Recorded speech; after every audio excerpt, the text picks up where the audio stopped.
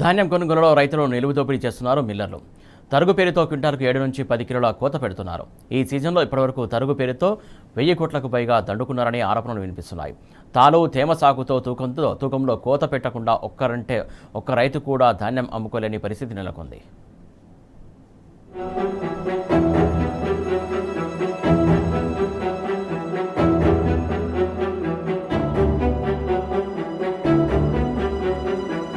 ధాన్యం కొనుగోలులో తరుగు పేరిట 100 కోట్ల దోపిడీ జరుగుతున్నదనే ఆరోపణలు వెల్లువెత్తుతున్నాయి. సర్కార్ మిల్లర్లు కుమ్మక్కై రైతులను నిలువు దోపిడీ చేస్తున్నారనే ఆరోపణలు వినిపిస్తున్నాయి. ఈ సీజన్లో ఇప్పటివరకు జరిగిన కొనుగోలులో తరుగు పేరుతో చేసిన దోపిడీ 1000 కోట్లకు పైగానే ఉంటుందని భావిస్తున్నారు. ప్రతి రైతు ధాన్యంలో క్వింటాలు 7 కేజీల నుంచి 10 కేజీల వరకు కోత పెడుతున్నారని రైతులు ఆరోపిస్తున్నారు. కొన్ని ప్రాంతాల్లో అయితే ఇది 20 కేజీల వరకు ఉన్నదని చెప్తున్నారు. తాలు తేమ సాగుతో తూకంలో కోత పెట్టకుండా ఒక్క రైతు కూడా ధాన్యం అమ్ముకోలేని పరిస్థితి నెలకొన్నది. కొనుగోలు కేంద్రంలో పెట్టిన కోత సరిపోదని మిల్లుల్లోనూ అదనంగా కోత పెడుతున్నారు. అయినప్పటికీ ప్రభుత్వం చేష్టలుడిగి చూస్తున్నదనే ఆరోపణలు వినిపిస్తున్నాయి.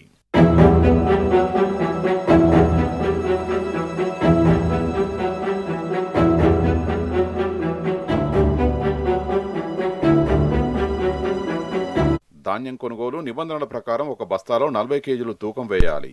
కానీ కొనుగోలు కేంద్రాల్లో తాలు తేమ ఉన్నదంటూ సంచి బరువు పేరుతో 43 నుంచి 45 కేజీల తూకం వేస్తున్నారు. ఇక కాంటా పెట్టిన ధాన్యం మిల్లుకు వెళ్లిన తర్వాత అక్కడ ధాన్యం తనిఖీ చేస్తారు. ఆ ధాన్యం బాగాలేదని, తాలు తేమ ఉన్నదని, ఆ ధాన్యాన్ని తాము దించుకోబోమని వెనక్కి తీసుకెళ్లాలంటూ మిల్లుల యాజమాన్యాలు రైతులను బెదరగొడతాయి. లేదంటే తరుగు పేరుతో కోత పెడతామని, అందుకు ఒప్పుకుంటే దించుకుంటామని మెలకపెడుతున్నాయి.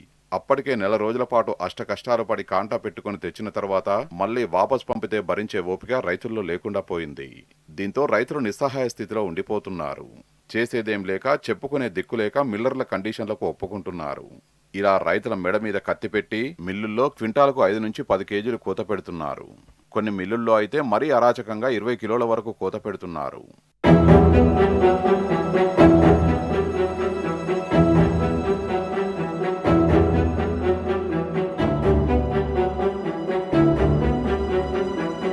ధాన్యం కొనుగోలులో నిర్వాహకులు, మిల్లర్లు తరుగు పేరుతో రైతులను నిలువు దోపిడీ చేస్తుంటే సర్కారు నోరెత్తడం లేదనే విమర్శలు వ్యక్తమవుతున్నాయి. దోపిడీపై మిల్లర్లను కట్టడి చేసేందుకు కనీస ప్రయత్నాలు కూడా చేయడం లేదనే ఆరోపణలు వినిపిస్తున్నాయి.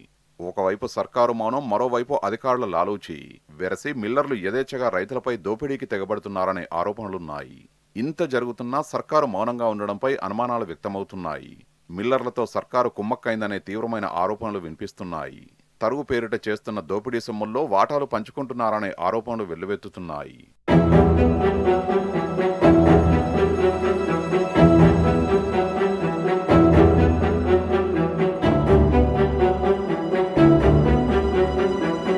ఇటు కొనుగోలు కేంద్రాల నిర్వాహకులు, మిల్లర్లు క్వింటాలు ధాన్యానికి కనీసంగా సగటున 7 కేజీలు కోత పెడుతున్నారు.